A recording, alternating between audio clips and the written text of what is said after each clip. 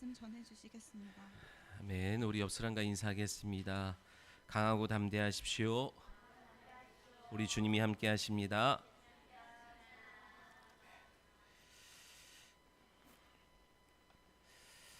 자, 오늘 우리 출애굽기 14장 1절로 14절의 말씀을 통해서 기억의 습작이라고 하는 제목으로 함께 하나님 말씀 나누려고 합니다. 여러분, 기억의 습작이라고 하는 노래가 있어요. 1994년도에 발매됐는데 뭐 한 80년대생들도 알 거예요, 그죠?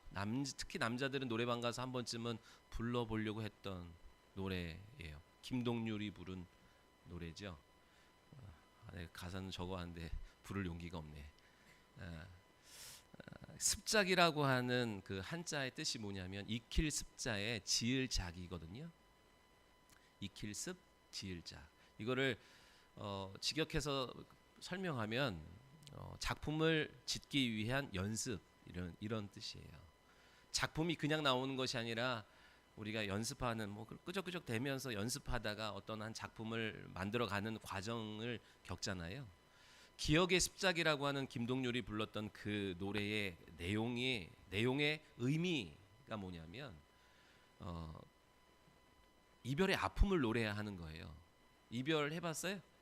이별 얼마나 힘들어요. 이별이 아프잖아요. 그러니까 너무 죽을 것 같고 너무 괴로웠는데 지나고 보니까 그 괴로웠던 그 기억들이, 아팠던 기억들이 나를 더 멋진 사람으로, 멋진 인생으로, 작품으로 만들었다.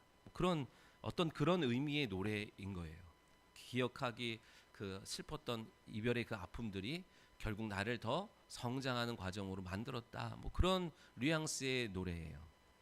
사랑하는 성도 여러분, 하나님이 저와 여러분을 멋진 작품으로 만들어 가고 계신 줄 믿으시기 바랍니다. 하나님이 이스라엘 백성들을 택하여 부르셔서 하나님의 백성으로, 하나님의 군대로 만들어 가셨던 것처럼 저와 여러분도 주께서 부르셔서 하나님의 자녀로, 하나님의 군대로, 그리스도의 제자로 만들어 가고 계신 줄 믿어요. 다만 하나님은 억지로 하지 아니하시죠. 내가 마음을 여는 만큼, 영접하는 만큼, 그죠? 동의하는 만큼, 사모하는 만큼 우리 안에 오셔서 새 일을 행하시는 줄 믿으시기 바랍니다.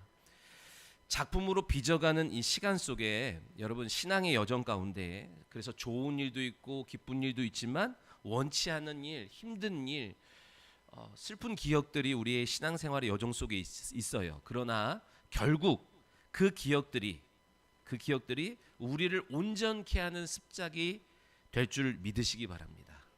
신앙생활 가운데 여러분, 다 좋은 일만, 바라던 대로만 이루어지지 않아요. 가다 보면 좋은 일도 있고 웃게 하는 일도 있고 또 눈물 흘리게 하는 일들도 있지만 결국 하나님은 그것을 다 동원하셔서 우리를 하나님의 거룩한 작품으로 만들어 가시는 줄 믿으시기 바랍니다. 멋진 작품일수록 명암이 뚜렷하거든요. 우리 유치원 때 그렸던 그림을 보면 그냥 밝은 부분만 있지 어떤 명암이 없잖아요.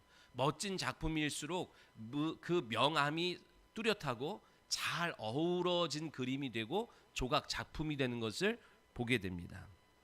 신앙의 여정에 어려운 일만, 좋은 일만 있는 게 아니라 그랬죠? 어려운 일도 있고 내가 생각한 것과는 정반대로 흘러가는 그런 어두운 부분도 신앙생활에 있지만 그 모든 것이 어우러져서 아름다운 작품이 된다고요. 모세가 애굽의 왕자로 살아갈 때는 명이죠. 밝은 거예요. 화려한 거예요. 그런데 광야로 들어가서 도망자의 삶을 살 때는 암이에요. 어두운 거예요. 답답한 거예요. 괴로운 거예요. 그런데 그 명암이 어우러져서 하나님이 쓰시는 가장 탁월한 시대적 작품이 된 줄 믿으시기 바랍니다. 다윗은 여러분 어때요? 다윗의 인생은 암울한 것으로부터 시작되잖아요. 시편 27절에 보니까 내 부모가 나를 버렸노라 그러잖아요. 그렇게 버림받은 것 같았던 유년기를 살았고 형들이 무시하고 조롱하던 청소년기를 보냈고 기름 부음 받은 다음에 사울에게 이유 없이 핍박받으며 도망다니는 청년기를 보냈는데 그 암울했던 시간 속에서 뭐래요? 내 부모는 나를 버렸으나 여호와는 나를 영접했다 그래요. 하나님이 나를 만나 주셨고 나를 품어 주셨고 나를 위로해 주셨고 나를 내가 슬프고 힘들 때 내 힘이 되어 주셨다. 그래서 목자로 살아갈 때 집을 떠나서 그 목자의 삶으로 두려운 밤 속에서 살아갈 때도 하나님이 위로하셨고 평강을 주셨고 사울에게 이유 없이 도망 다닐 때도 하나님이 그 마음을 위로해 주셨대요. 그러다 보니까 어두웠던 삶이 끝나고 30세에 왕이 되었을 때 어때요?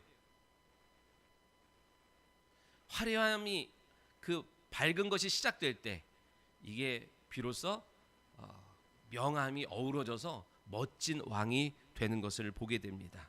역대 왕들 중에 그렇게 밝고 화려한 삶을 건강하게 보낸 다윗만큼 건강하게 보낸 왕이 없잖아요. 높은 영광의 자리에 앉았지만 어때요? 그 자리를 잘 유지한 왕도 다윗만한 왕이 없는 거예요. 이유가 뭐예요? 그 어두웠던 시기를 믿음으로 잘 통과했기 때문에 그래요.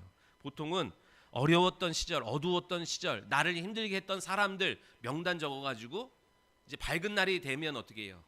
높은 자리에 올라가면 어떻게 해요? 이놈들 명단 리스트 해가지고 싹 복수하잖아요. 3족을 멸하거나 뭐 8족을 멸하거나 막 이러잖아요. 그런데 다윗은 내가 그렇게 어려운 시간들을 보냈던 것이 하나님의 나를 세워가는 하나님의 은혜였다라고 해석하고 고백하지요. 그래서 사울을 복수하려고 하기보다 사울의 집안을 복수하려고 하기보다 은혜였음을 알았기에 은혜를 갚으려고 그래요. 그래가지고 사울의 집안에 내가 은혜를 베풀기를 원한다. 그래서 요나단의 아들을 자기 왕의 식탁에 초대해가지고 거기서 평생 먹을 수 있는 은혜로 베푸는 모습이 어떻게 그래요? 그가 지냈던 그 어두웠던 암울했던 시절의 기억이 생명으로 바뀌어지니까 화려한 날들에 높아진 날들에 그것이 발목을 잡지 아니하고 무너지는 계가 되지 아니하고 그 높은 곳에 올라가도 그 많은 것을 소유해도 병들지 않을 만한 생명의 사람으로 세워져 가는 것을 보게 됩니다. 그렇게 다윗이 어두웠던 시절의 기억도 있었고 밝은 날들의 기억이 잘 어우러지니까 하나님이 귀하게 쓰시는 멋진 작품이 되잖아요.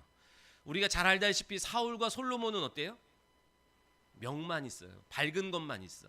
암이 없어. 어두웠던 시간들을 통과하지 못해가지고 멋진 걸작품이 되지 못해요. 오늘 어렵고 어두운 상황 가운데 있는 분이 있다면 밝은 시간을 맞이할 준비해요. 영광의 자리를 감당할 준비의 과정으로 하나님이 이 시간 여러분 허락하신 줄 믿으시기 바랍니다. 작품은 명암이 어우러져서 만들어진다 그랬잖아요. 좋은 날의 기억과 힘들었던 날들의 기억이 어우러져서 기억의 습작이 되어서 멋진 인생의 작품, 걸작이 된다 그랬죠. 그런데 왜 좋은 날들의 기억 속에서 좋은 날들 넘어지고 왜 슬픈 힘들 때 이탈하는 이유가 뭐예요? 여러분 제가 그랬죠. 신앙은 해석이라 그랬죠. 해석. 어떻게 그 문제를 바라보냐에 따라서 다른 결과를 맞이하는 거예요. 복 있는 사람과 복 없는 사람의 차이가 뭐라 그랬어요? 자, 은혜라고 하는 원인이 내게 있다 없다를 어떻게 받아들이는 거의 차이인 거예요. 자, 좋은 일이 벌어졌어. 근데 원인이 내게 있다는 거예요. 그래서 내가 잘나서 그렇지, 내가 열심히 해서 그렇지, 그렇게 해서 주신 것들을 잃어버리고 교만해서 넘어지게 되고, 반대로 어떤 어려운 일을 만났어요. 원인이 내게 있지. 그 죄책감에 자기를 자책하는 마음 때문에 또 넘어지는 거예요. 근데 복 있는 사람은 어떻게 해요? 원인이 내게 없다 얘기해요. 이 좋은 일, 그래 내가 수고하고 노력했지만 진짜 이렇게 좋은 일을, 좋은 상황을 허락하신 것은 하나님이야. 하나님이 나를 도와주시지 않았다면 이렇게 될 수 없었어라고 해석하고 고백하기 때문에 좋은 날들 가운데 넘어지지 않는 거예요. 어려운 날이 찾아왔어요. 왜 이런 일이 벌어졌어요? 하나님 안 계신 거예요? 하나님 날 떠난 거예요? 아니면 지난날에 내 업보 때문이에요? 이렇게 생각하지 않아요. 하나님이 날 사랑하셔. 하나님이 나를 온전하게 거룩하게 만들어가는 과정 속에 오늘 나를 담금질하고 계신 거야. 광야로 넣어놓으시는 거야. 그래서 내가 지금 힘들고 어려움 가운데 있지만 하나님이 정금같이 나를 들어 쓰실 거야. 결국 가장 좋은 결과를 맞이하게 하실 거야. 이러한 믿음, 해석을 갖고 원망하거나 불평하거나 삶을 저주하지 않고, 그래, 하나님의 선하신 뜻이 있지. 하나님이 결국 가장 좋은 길로 나를 인도하시기 위해서 오늘 이 어려움을 허락하셨지. 나는 그걸 믿어. 이러면서 어려움을 이겨나가는 거예요. 사랑하는 성도 여러분, 복 있는 자 되기를 원해요. 아멘.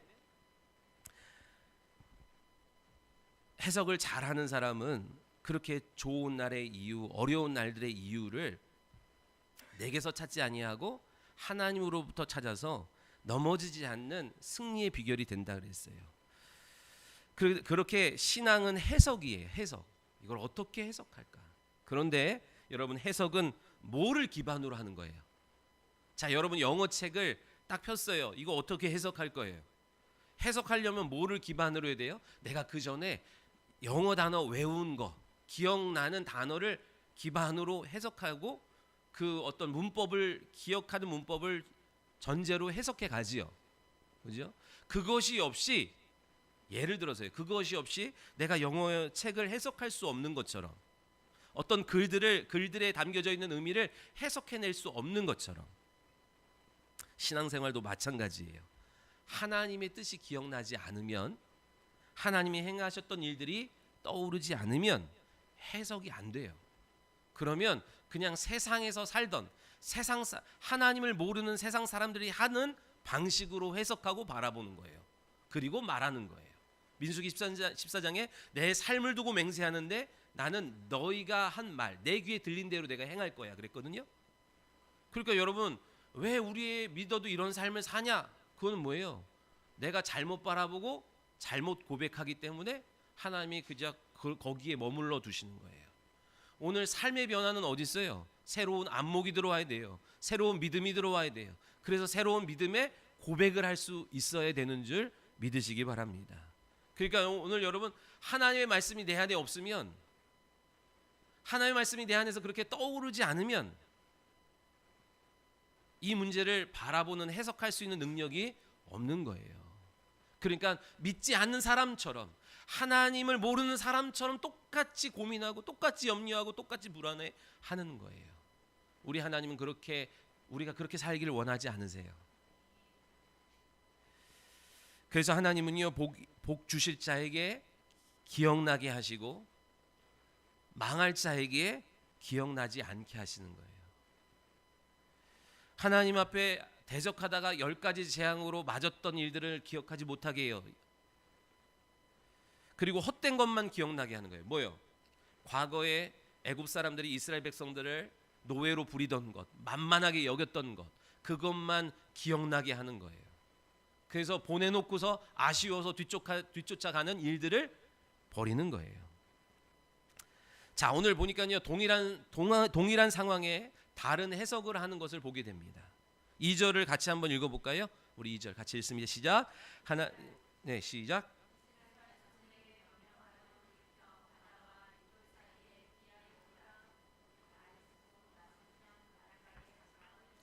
아멘. 믹돌 사이 비아히롯 앞 바알스본 맞은편 바닷가에 장막을 쳐라, 이렇게 하셨어요. 구체적인 지명을 거론하는 데는요, 그만한 이유가 있는데 어떤 의미를 말씀하고자 하냐면 가면 안 되는 곳이야, 이 얘기하려고 하는 거예요. 믹돌과 비아히롯 사이, 그 다음에 바알스본 앞, 이 말은 뭐냐면, 바알스본이라고 하는 게 어디 있냐면 홍해바다 바로 건너편에 있어요. 그러니까 지금 무슨 얘기하냐면 바로 홍해바다 앞에 있는 거고, 믹돌과 비아히롯이라는 것은 양옆에 절벽이 있다라고 하는 거예요. 그러니까 거기 가면 꼼짝없이 갈 길이 없지요.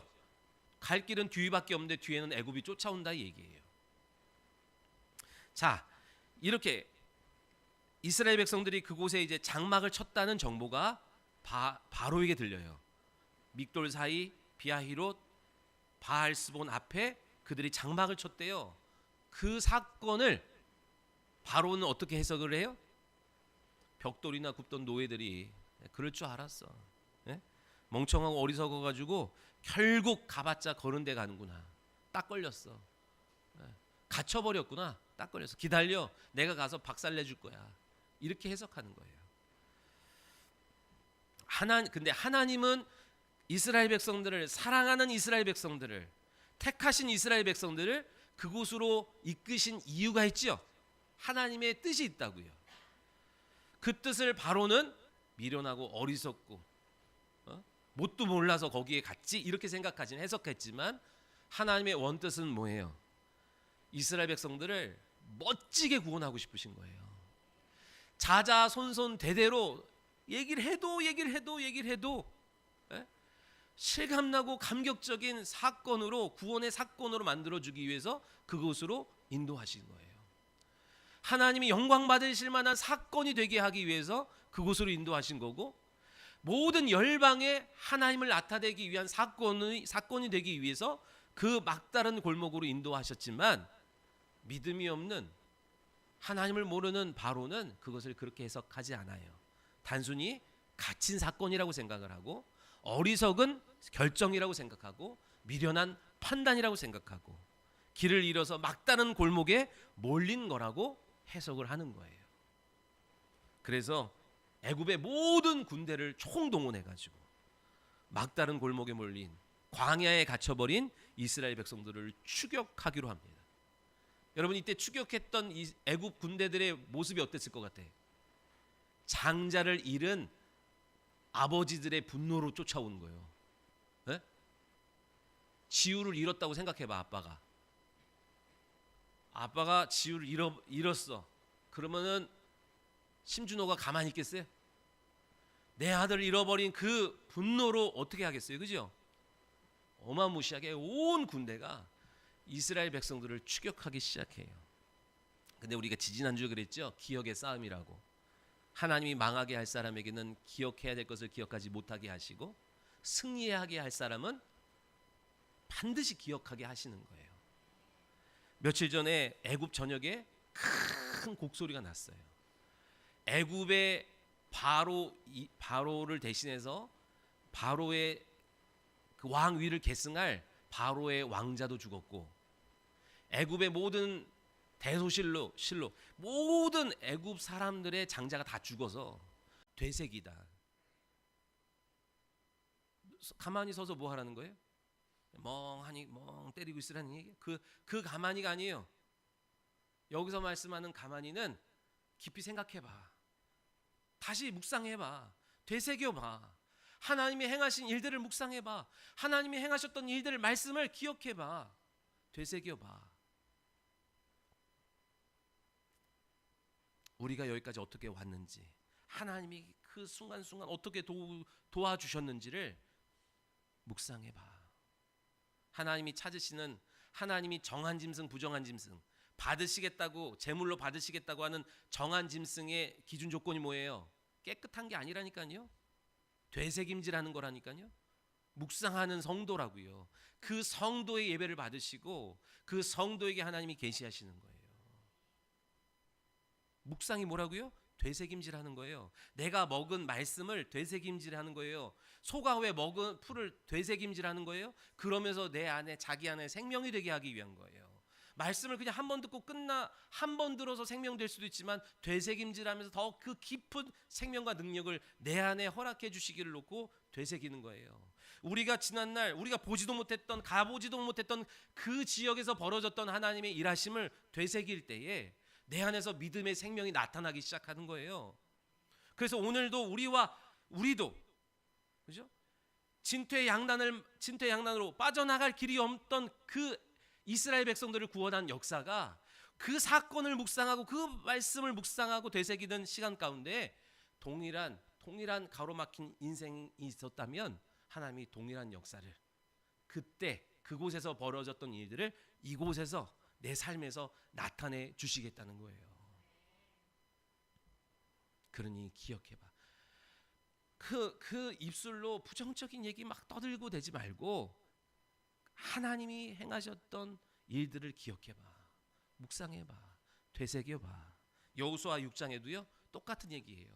여리고성 앞을 갔는데 이거 어떻게 무너뜨려요? 이거 어떻게 가야란 말이에요? 할 때 하나님이 여호수아를 통해서 이스라엘 백성들이 말씀하지요. 너희는 하루에 한 바퀴, 입에서 아무 소리 내지 마. 그리고 하루에 한 바퀴 그 다음 날도 한 바퀴, 그리고 마지막 날만 7바퀴 돌고 내가 명령할 때 소리쳐라 이랬다고요. 근데 하루에 한 바퀴 그 큰 성을 도는 거예요. 아무 소리도 안 해.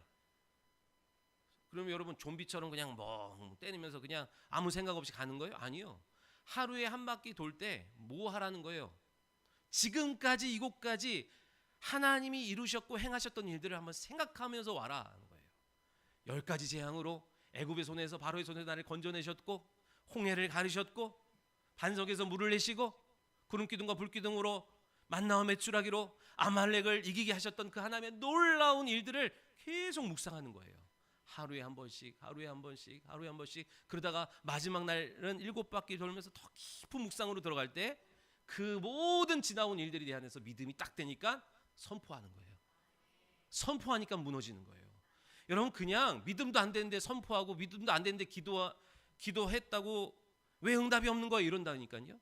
여러분 기도는 믿음이 완성돼야 응답이 되는 거예요. 아멘. 그러니까 여러분 기도를 한 번 하고 두 번 하고 세 번 하면서 이 모든 게 과정이에요. 과정. 기도를 하지만 믿음 없이 기도할 때가 있어요. 믿음이 안 되고 그냥 종교적인 습관으로 기도하게 될 때가 있다고요. 그런데 말씀을 듣는 가운데 작은 불씨의 믿음이 내 안에 생겼어. 그것을 키우니까 태산 같은 내 문제, 산을 다 태울 만한 강력한 불이 내 안에 생기는 거예요. 그러니까 여러분 어떻게 해야 돼요? 가정이든 셀이든 교회든 우리 다른 거 하지 말고 가만히 서서 하나님이 행하신 일들을 우리 기억합시다. 간증이 왜 중요한 거예요? 지난날에 행하셨던 하나님, 이번 한 주 가운데 행하셨던 하나님의 그 놀라운 일하심을 따끈따끈한 일들을 내가 나눌 때에 옆 사람의 마음이 같이 타오르는 거예요.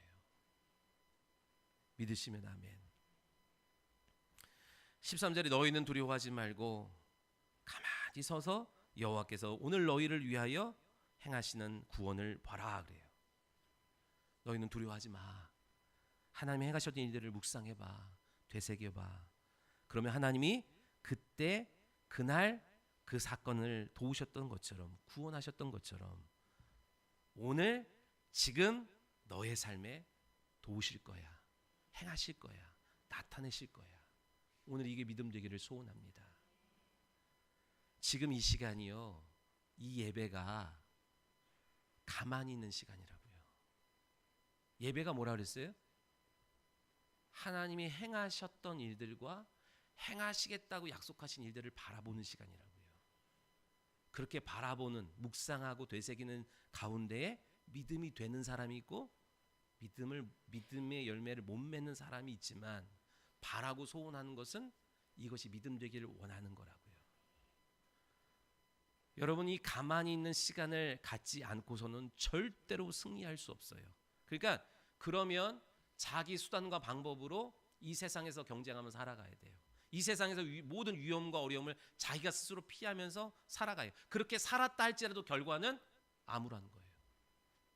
하나님은 오늘 가만히 예배로 나와서 내가 행했고 행하리라고 했던 모든 약속이 너에게도 동일하게 적용될 텐데, 그러니 너 성경에 기록된 대로 근데 그냥 멍하니 있는 사람에게는 절대 그 일을 행하지 않아요.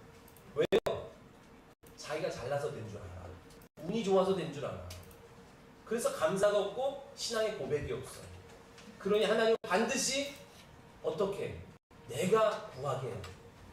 내가 선포하게 할 때 하나님은 일하신 줄 믿으시기 바랍니다. 예배 시간이 뭐라고요? 가만히 있는 시간이에요. 내가 가만히 예배할 때에 하나님의 일을 묵상하고 되새길 때에 하나님이 나서서 일하는 시간이에요. 잠깐 안식하고 있어. 내가 행한 일들을 기억하면서 마음에 감격 속에 있어. 내가 이제 행할 거야. 도울 거야. 고칠 거야. 공급해 줄 거야. 아멘? 200만 명이 먹을 만한 양식을, 고기를 어디서 구해요? 어떻게 생각을 해내요? 근데 몰아오시잖아요. 몰아오시잖아요. 자꾸만 이 5,000명 되는 사람들을 어떻게 먹일까 주판은 계속 튕기죠. 저도 그 습관이 아직도 못 버려서 계속 뭐만 있으면 주판을 튕기고 다음에 모든 승리의 일들이 내게도 그렇게 되기를 원합니다. 그때 항상 믿음은 현재적이어서 믿을 때 그 일이 현재적으로 나타나게 된다고 약속하셨습니다. 자, 마지막이에요. 지금 말씀대로 인도받아 왔죠? 근데 사람들은 어떻게 해석해요? 광야에 갇혔구나 이렇게 해석해요. 몰렸구나, 막혔구나, 끝났구나 이렇게 생각해요. 바로도 이스라엘 백성들. 자, 우리도 자 보세요. 이스라엘 백성들이 자기 뜻대로 가려고 하다가 여기로 코너에 몰린 거예요? 아니요. 말씀에 순종하여 막 담대히 걸어왔다고요. 근데 광야에 갇혔다는 느낌을 받을 때가 있어. 하나님 그렇게 인도하셔서 막 즐거운 마음으로 담대한 마음으로 왔는데 와보니까 옆에는 믹돌, 비아히롯, 앞에는 바알스본처럼 꽉 막혔어. 어디로도 갈 수 없어. 옴짝달싹 할 수 없는 것 같은, 갇힌 것과 같은 상황이 느껴질 때가 있다고요. 내가 순종하지 않다가 이랬다 이러면 내가 이해가 가는데 말씀대로 순종하고 왔는데 왜 이런 일이 벌어져? 왜 경제적으로 쪼달려? 왜 말씀에 순종하고 왔는데 왜 이렇게 어려움을 만나? 그런데 여러분 사실은요, 제가 보니까 광야에 갇힌 게 아니라 말씀에 갇힌 거예요. 하나님의 말씀으로 가둬 놓으신 거예요. 말씀에 붙들렸다 얘기해요. 왜요? 왜 말씀으로 옴짝달싹 못하게 딱 묶어 놓으셔요? 왜 광야에 가다 놓으세요? 그래야 홍해의 사건을 볼 수 있기 때문에. 네? 여러분 믹돌과 비아히롯 좌로나 우로나 여러분 튈 수 있으면, 네? 앞에 홍해가 아니라 8차선 큰 대로가 있으면 애국군 싸울 때 여러분 사방팔방으로 다 여러분 갈 때 있죠. 여러분 다 그렇게 튈 만한 나름의 길들을 하나씩 마련해 놓고 사는 거 아니에요. 그래서 홍해의 기적을 못 보는 거예요. 내가 하나님의 말씀에 순종하며 달려왔는데 완전히 딱 가로막혔어. 완전히 에워쌌어. 뭐가? 그거는 눈으로 보기에는 환경이 완전히 망할 환경 같지만 하나님의 말씀을 그를 꽉 붙들고 있다는 거예요. 말씀에 붙들려 있는 사람이 막힌 상황 가운데 왔을 때 비로소 뭘 봐요? 홍해가 갈라지는, 여리고성이 무너지는 일들을 보게 됩니다. 왜 우리가 하나님의 놀라운 일들을 못 봐요? 말씀에 붙들려 있지 않아서 그래요. 내가 생각으로 될 것만 같으면 가고 안 될 것 같으면은 내 길 가기 때문에 그 길이, 막힌 길이 열리는 걸 못 보는 거예요. 여기가 좋을까 저기가 좋을까 막 생각해보고 좋은 길을, 내 나름의 좋은 길을 인간의 육신의 눈으로 세상의 가치관으로 판단하며 가니까 날마다